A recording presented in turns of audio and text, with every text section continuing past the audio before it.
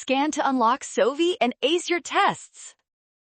Macroeconomics questions about price levels and GDP can be tricky, but we will solve this fast. Let's find out why the answer is option A.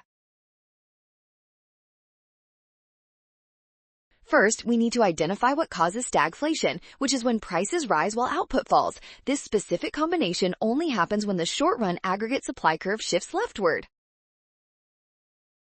Higher wages for workers increase the total cost of production for firms. When production costs go up, businesses must raise their prices and reduce the total amount of goods they produce.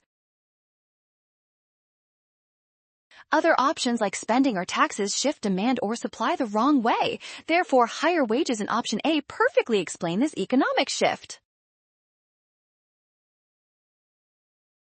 Well done! Scan the code. You can learn better with Sovi. Watch signs of supply shifts, trust given data, and check your steps carefully.